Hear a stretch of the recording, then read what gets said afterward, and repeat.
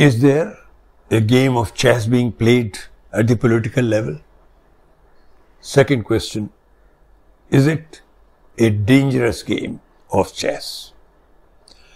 And third, if it is so, then who is the wicket player and who is likely to be the target or the victim?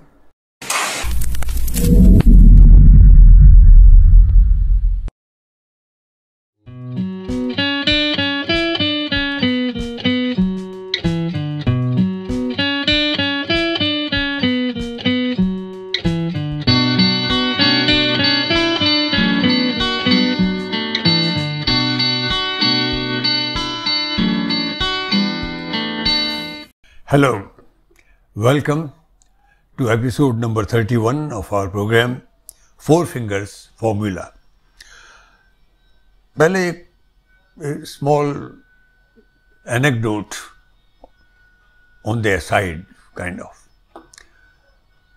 कोई 10 साल पहले एक व्यक्ति जो मुझे अच्छी तरह जानता था और apparently मेरी इज्जत करता था, मुझे सर वगैरह कहता था.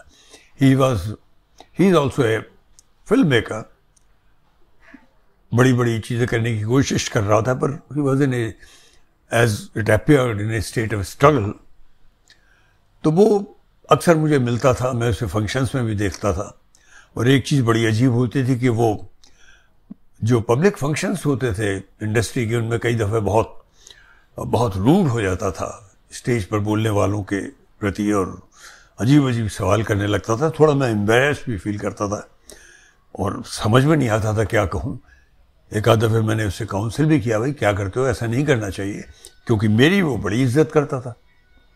जैसे कि मेरी जो फिल्में थी उनसे वो बहुत प्रभावित था. ऐसा अनुभव मुझे रहा उसके साथ, ऐसा इम्प्रेशन वो देता था. इसलिए एक दफ़ा उसने मुझे एक किस्म के प्ले के लिए इन्वाइट किया. नारीमान पॉइंट में टाटा का एक कॉम्प्लेक्स है, एक बड़ा थिएटर है, एक छोटा थिएटर है. तो छोटे थिएटर में एक प्ले जैसा उन लोगों ने किया और उसने मुझे बता दिया था कि ज़रा इसमें बड़ा ओपनली होगा, इसमें कुछ भी कहा जाएगा, कैसे भी शब्द यूज़ किए जाएंगे, कोई प्रतिबंध नहीं होगा, ये ऑफ द कफ होगा. और वो होने लगा. 3-4 लोग थे और उन्होंने एक प्ले जैसी चीज़ शुरू की और उसमें भाषा बड़ी अजीब होनी शुरू हो गई. उसमें खुल के बहुत ही रूड शब्द भी इस्तेमाल किए जाने लगे. गुप्तांगों को लेकर के, जो स्त्री पुरुष के जो प्राइवेट पार्ट्स होते हैं उनको लेकर और व्यवहार को लेकर थोड़ा हम अचंभित भी हुए. हमें भी उसने प्रोवोक किया, हमने भी कोशिश की. टू बी ऑनेस्ट, उसने कुछ इस तरह का इम्प्रेशन दिया कि ये एक किस्म की मानसिक किस्म का इलाज है लोगों को अपनी कुंठाओं से मुक्त कराने का. मैंने भी कोशिश तो की, पर मैं नहीं कर पाया, नहीं बोल पाया उस तरह की चीज़ें. धीरे धीरे कई साल बीतते गए और ये व्यक्ति मुझसे मिलता रहा. पर शायद 2013 की बात है. उस वक्त हमारे जो प्रधानमंत्री हैं वो तब तक गुजरात के चीफ मिनिस्टर ही थे, पर हर तरफ उनका डंका बजना शुरू हो गया था. और जिस तरह की बातें स्टेज पर कही जाती थी उनकी तरफ से, जिस तरह से के बयानात होते थे, उन सब से मैं थोड़ा आशंकित होना शुरू हो गया नरेंद्र मोदी जी के प्रति. और जब इलेक्शन का वक्त आया 2014 का, तो मैं उन दिनों कभी कभी अपना एक ब्लॉग प्रकाशित करता था, लिखता था. तो मैंने एक अपना ब्लॉग फेसबुक पे भी डाला जिसमें हिटलर के ज़माने का जिक्र किया गया और इस बात का भी जिक्र उसमें लाया गया, गुजरात में जो कुछ हुआ, कितने करीब 2000 लोग मारे गए वगैरह वगैरह. ये ब्लॉग आते के साथ ही ये व्यक्ति एकदम बदल गया. वो एकदम इस कदर नाराज़ हो गया और उसने ऐसी भाषा का इस्तेमाल करना शुरू कर दिया फेसबुक पर, बहुत ही गंदी बेहूदी बातें. पहले तो मैं उसका प्रतिवाद करने की कोशिश करता रहा और फिर मैंने उसको अनफ्रेंड कर दिया फेसबुक से और हमारा ताल्लुक़ ख़त्म हो गया. ये कभी कभी मुझ पर अटैक इसके जारी रहे, पर मैंने इसकी परवाह नहीं की, क्योंकि इस व्यक्ति को मैं समझ गया था। एक दफ़ा ये मेरे दफ्तर भी आया था और बातों में कुछ पॉलिटिकल लीडर्स के बारे में बात चली। ये तो जाहिर था कि वो कांग्रेस से बहुत नाराज़ रहता था और मैं भी कोई किसी पार्टी से मेरा कोई ताल्लुक तो था नहीं, लेकिन मुझे आश्चर्य हुआ कि वो अटल बिहारी वाजपेयी जी और अडवाणी जी को भी बहुत उनके लिए भी नीची बातें कहता था। और मैंने उसे इंगित भी किया कि भाई ये कैसी बात कर रहे हो आप। तो अंदाज ये हुआ, टू बी ऑनेस्ट, कि इस व्यक्ति का ताल्लुक नागपुर से था, इसकी जड़ें आरएसएस से जुड़ी हुई थी। और जब इसे लगा कि मैं लिबरल वातावरण से आता हूँ और उसी वातावरण की इज्जत करता हूँ, तो मैं इसके जो शत्रुओं की लिस्ट में आ गया। वक्त वक्त पर ये मुझ पर अटैक करता रहा। बाद में मैं अक्सर सोचता रहा कि वो प्ले का क्यों हुआ वो प्ले, और धीरे धीरे मेरी समझ में आना शुरू हुआ कि उसमें जिन लोगों को प्रेरित करके हिस्सा लेने के लिए किया गया, वो एक तरह से कहीं ना कहीं एक तरह का ट्रेनिंग ग्राउंड तैयार हो रहा था एक ऐसी आर्मी के लिए। एक बहुत बड़ी सोशल मीडिया पे लोगों पर अटैक करने वाला एक समूह, बहुत बड़ा समूह, और वो भारत के अलग अलग शहरों में, विदेशों में भी ऐसे समूहों को प्रोत्साहन दिया जाना और उन्हें उसमें लोगों को भर्ती किया जाना कि वो जिसको अटैक करना है वो गंदी से गंदी भाषा से उसको अटैक कर सकें और उसको एक तरह से टेरराइज कर सकें। इस समूह को, जैसा कि लोग जानते हैं, डर्टी ट्रिक्स डिपार्टमेंट कहते हैं। और ये एक जो हमारी बहुत बड़ी पार्टी है, शासन है, उसके बारे में काफ़ी लोगों को मालूम है कि डर्टी ट्रिक्स डिपार्टमेंट कितना स्ट्रांग है और कितनी आसानी से, जल्दी से गंदी भाषा में वहाँ के लोग, ख़ासतौर पर लिबरल लोगों के ऊपर अटैक करना शुरू कर देते हैं, ट्रोलिंग शुरू कर देते हैं। दिस टेल और this anecdote on the side, ये क्यों मैंने जिक्र किया? क्योंकि मैंने जो कहा कि क्या कोई चेस खेली जा रही है, कोई शतरंज की बिसात फैली हुई है। क्योंकि शतरंज के बारे में एक चीज़ मशहूर है, हम सब जानते हैं कि शतरंज बहुत आगे की सोच के खेली जाती है। उसकी चाल बहुत दूर की चाल होती है और उसकी चाल कभी सीधी नहीं होती, टेढ़ी चलती है। मोहरों को किस तरह गिराना है उसको इस हिसाब से खेला जाता है कि आगे कैसी स्थिति पैदा हो सकती है या पैदा की जा सकती है, उसको ध्यान में रखें। चेस का जिक्र मैं क्यों कर रहा हूं?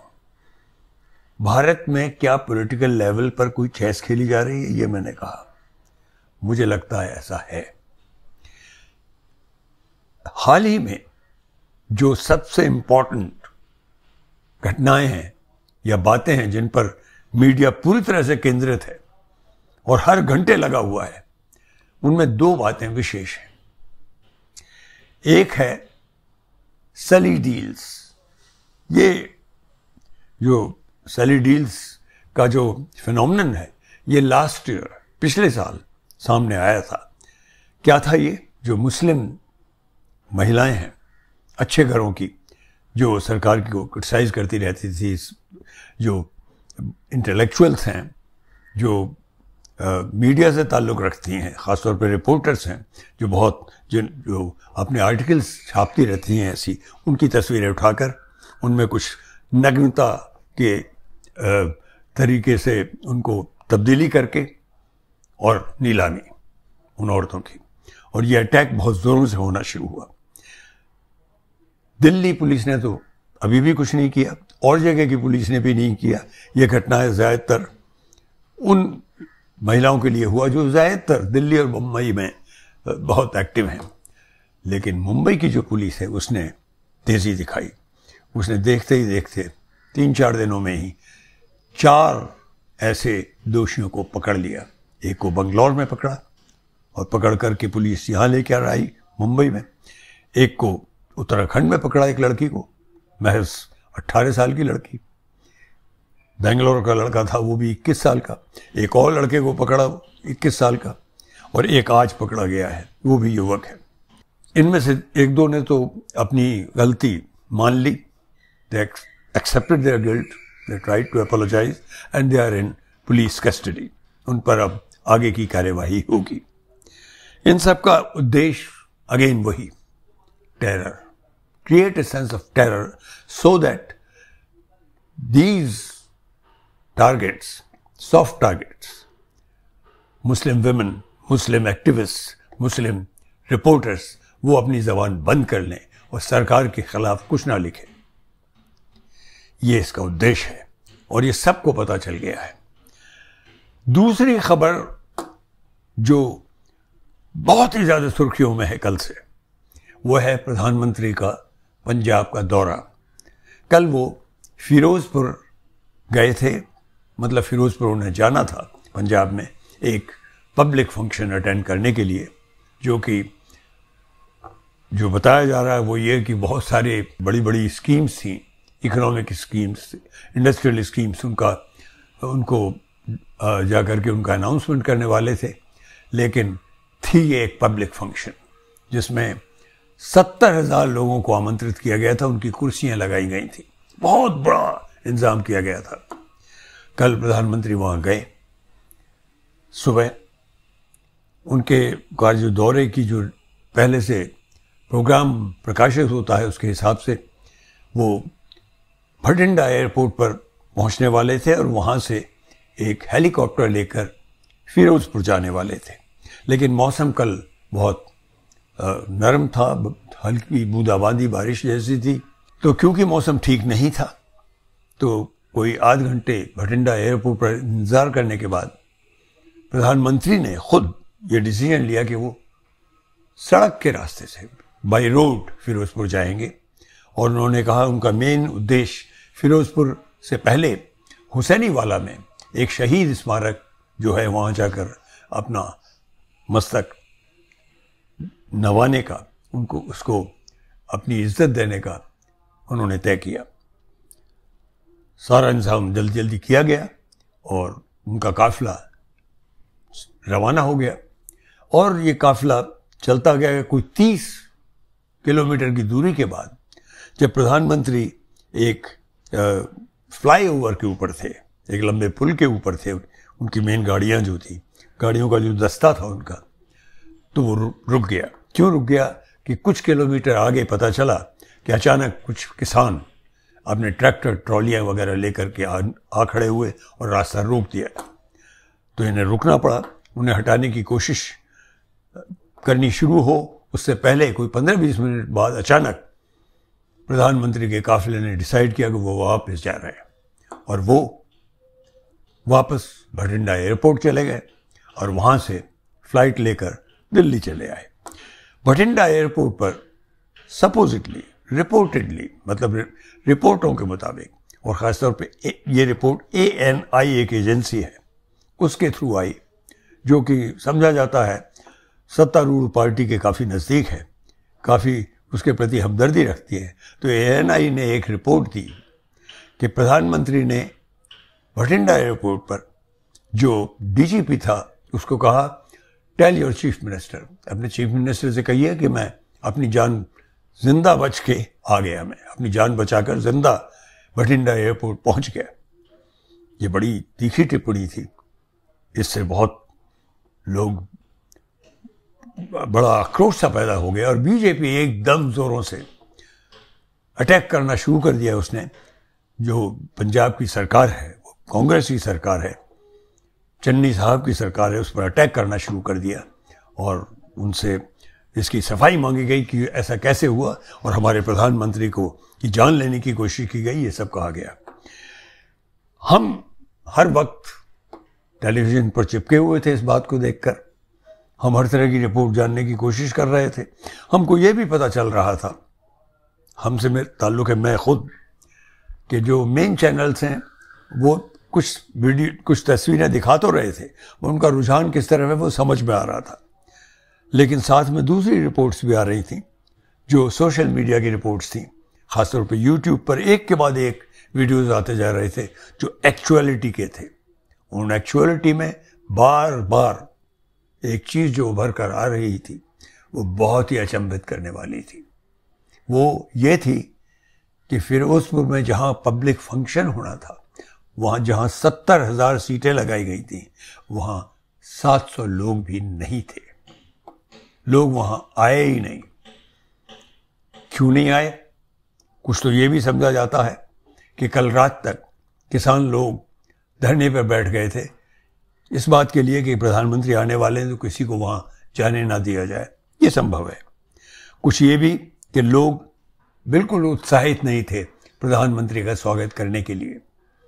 और जो बात उठ के आ रही है वो ये उठ के आ रही है कि हकीकत ये है कि प्रधानमंत्री को एक एक मिनट की रिपोर्ट मिलती रहती है।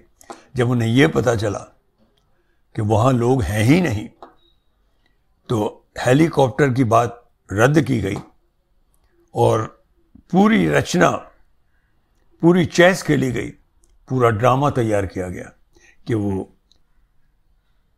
रोड के जरिए, सड़क के रास्ते से रवाना होंगे और एक स्टेज पर आकर वो उनका कारवां रुक जाएगा और वो अपने कारवां को घुमाकर वापस चले आएंगे। क्या ये शतरंज की एक चाल थी? सोची समझी, ताकि इस एम्बैरसमेंट से बचा जा सके कि प्रधानमंत्री को सुनने के लिए कोई आया ही नहीं, गिने चुने लोग आए। क्योंकि अगर वो होता तो शायद काफ़ी बदनामी झेलनी पड़ती बीजेपी को, प्रधानमंत्री साहब को काफ़ी एम्बैरसमेंट होता। क्या ये संभव है कि इतना एकदम हो जाए ऐसी रचना? संभव है, क्योंकि लोग नाराज हैं, लोग धरना दे रहे थे पर उन्हें हटा लिया गया था। और ये जो कारवां रवाना हुआ था रोड पे, ये ऐसे ही नहीं हो जाता। इसमें पंजाब पुलिस, मतलब वो स्टेट जहां पर प्रधानमंत्री का विजिट है, उस स्टेट की पुलिस, उसके उच्चाधिकारी, उसके चीफ मिनिस्टर और स्पेशल प्रोटेक्शन ग्रुप एसपीजी, जो सिर्फ प्राइम मिनिस्टर के लिए है, जो फाइनली इस बात की अनुमति देता है कि यस, प्रधानमंत्री को इस रास्ते से ले जाया जाता है, ले जाया जा सकता है। वो पूरे जो प्लानिंग है, जो रास्ते का पूरी तरह से जायजा लेने के बाद ये डिसाइड करती है। और उस डिसीजन पे पहुंचने के लिए जो स्टेट की पुलिस होती है वो भी शामिल होती है। एसपीजी ग्रुप सबसे बड़ी जिम्मेदारी होती है उसकी। और जो इंटेलिजेंस ब्यूरो की एजेंसीज हैं वो इन्वॉल्व होती हैं। तो एसपीजी ग्रुप सेंट्रल गवर्नमेंट का होता है, इंटेलिजेंस ब्यूरो सेंट्रल गवर्नमेंट का होता है। उन सब ने मिलकर ये डिसीजन लिया।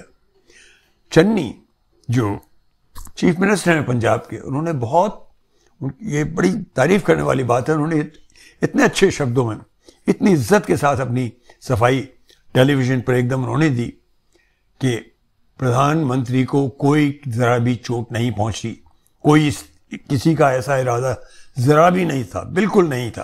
प्रधानमंत्री को हम बड़ी आसानी से वहां से उनको हटाकर 15-20 मिनट में हम हटा सकते थे और ले जाते, लेकिन प्रधानमंत्री ने अचानक ये डिसाइड किया। और 15-20 मिनट जब जो लोग इस तरह से अचानक आ जाते हैं तो उन्हें हटाने के लिए लग ही जाते हैं। ये लोग कौन थे और कैसे आ गए, इस पर भी एक नई चीज सामने आई है। पिछले साल 26 जनवरी को आपको याद होगा, जब किसान आंदोलन चरम सीमा पर था और किसान जो थे दिल्ली में प्रवेश कर रहे थे, और तो उन्हीं में से एक छोटे ग्रुप ने किसी तरह से अपने को वहां से ग्रुप से हटाकर लाल किले तक पहुंच गए और वहां पर जाकर उन्होंने वो अपना झंडा वंडा किसानों को लगाने की कोशिश की। और इसके बाद में उन्हें पकड़ा गया बाद में, और पता चला, ये बात उठी बहुत जोरों से कि वो खुद वो लोग थे जो प्रधानमंत्री से मिल चुके थे। जो खास मुखिया था उसका, वो प्रधानमंत्री से, होम मिनिस्टर से, शाह साहब से, अमित शाह साहब से और सबसे, उनके कई बड़े बड़े जो बीजेपी के नेता हैं उनसे कई बार मिल चुके थे। तो ये समझा गया था कि वो भी किसान आंदोलन को बदनाम करने के लिए किया गया था। तो यहां भी पता चला कि जो छोटा सा जत्था वहां पहुंच गया, उसमें भी उनके लोग थे, वही लोग थे। तो ये कोई चाल तो नहीं है? सवाल उठता है क्या ये चेस है? लगता तो ऐसा ही है। शतरंज खेली जा रही है, इसके संकेत बार बार आ रहे हैं, पर ऐसा क्यों करेगा कोई? इसकी वजह क्या है? इसकी वजह सिंपली दो तरह की वजह है जो हमारी समझ में आता है। एक वजह बहुत clearly is to demonise Muslims. ये प्रयास बहुत जोरों से, बहुत दिनों से चल रहा है। मैंने पिछले वीडियो में बताया था कि हरिद्वार में एक धर्म संसद हुई थी जिसमें हिंदू बताने वाले बहुत सारे ऋषियों मुनियों ने, जो हिंदुत्ववादी थे, बहुत भद्दी भाषा में अटैक किया था मुसलमानों के ऊपर, उनका नरसंहार करने के लिए आह्वान दिया था, खुलेआम कत्लेआम करने के लिए आह्वान किया था उसका। ये बहुत दिनों से चल रहा है। उसके बाद जो दूसरी माइनॉरिटीज हैं, क्रिश्चियंस वगैरह, उनके गिरजों पर, उनके चर्चेस पर अटैक वगैरह किए गए। ये सब क्यों करेगा कोई? सवाल उठता है, ये क्यों करेगा कोई? अगेन एक बात आ गई जो मैं अपने पिछले कई वीडियोस में कहता आ रहा हूं कि एक बड़ा वर्ग है, सत्तारूढ़ वर्ग, सत्तारूढ़ दल का, जिसको ये बात उसके बैठ गई है कि अगर हिंदुओं का, जो सवर्ण हिंदू हैं, अपर कास्ट हिंदू हैं, वो भी अपने साथ हो जाएं मेजॉरिटी में खुल करके, तो हम इलेक्शन जीत सकते हैं। ये सारी लड़ाई, ये सारी चेस इलेक्शन के लिए खेली गई लगती है। इसके लिए क्या चीज जरूरी है कि पहले उन्हें असुरक्षा की भावना दी जाए, उन्हें इनसिक्योर फील कराया जाए। हिंदू मस्ट फील असुरक्षित, इनसिक्योर। उसके लिए डेमोनाइज करना जरूरी है मुसलमानों को, उसके लिए डेमोनाइज करना जरूरी है माइनॉरिटीज को। तो ये सोची समझी चीज लगती है। एंड देन अनदर अटेम्प्ट और objective, clear objective frankly, looks that demonise the main opposition party which is Congress. इसीलिए वक्त वक्त पर राहुल गांधी के ऊपर अटैक होता रहता है। और राहुल ने इस विषय में एक खुलकर के कुछ दिन पहले एक स्टेटमेंट भी दिया खुलकर पब्लिक फंक्शन में कि मैं हिंदू हूं पर हिंदुत्ववादी नहीं, because there is a difference between Hindu and हिंदुत्ववादी। हिंदुत्ववादी हमारी अपनी, जो हमारी पहचान है, हमारी एंटिटी है, आइडेंटिटी है, हमारा वजूद है एज ए प्राउड हिंदू, वो ही हमसे छीन लेना चाहते हैं। क्योंकि एक हिंदू इस तरह का हो ही नहीं सकता कि वो दूसरी जाति के लोगों को या रिलीजन के लोगों को मारने की बात करे, उनके ऊपर हिंसा करने की बात करे। There is a difference between Hinduism and Hindutva. हमको जबरदस्ती हमसे हमारा धर्म छीना जा रहा है, और जो गंदा एक हिंदुत्व है, जो मैल से भरा हुआ है, कालिक से भरा हुआ है, उसमें डालने की कोशिश की जा रही है। We have to be very aware about it. एक जो बहुत बड़ा पर्पस और है, वो है थर्ड पर्पस, कि किसी तरह से, क्योंकि इलेक्शन का मौका है और इलेक्शन में जो संकेत आ रहे हैं वो बीजेपी के फेवर में नहीं आ रहे हैं, तो किसी तरह से प्रधानमंत्री के प्रति एक सिंपैथी वेव क्रिएट की जाए, उन्हें हिंदू हृदय सम्राट के रूप में उनके प्रति लोगों की भावना बढ़ाई जाए, और उन्हें चिंतित किया जाए कि हमारे प्रधानमंत्री की लाइफ को, उनके जीवन को खतरा है। और खास मंत्री लोग और बीजेपी के जो अध्यक्ष हैं नड्डा साहब, वो खुल करके ये बातें कहना उन्होंने शुरू कर दिया है। ये सोची समझी, बहुत होशियारी और चालाकी से खेली हुई बिसात लगती है। We have to be careful with this very devious play of chess. आज मैं इतना ही कहूंगा, लेकिन एक बात कहनी और बहुत ज़रूरी है, याद दिलानी ज़रूरी है। अगर आपको हमारी बातों में कुछ सब्सटेंस लगता है तो प्लीज़ अपने कमेंट्स हमारे वीडियो पर ज़रूर डालिए यूट्यूब पर, और हमारे चैनल को सब्सक्राइब कीजिए। Thank you.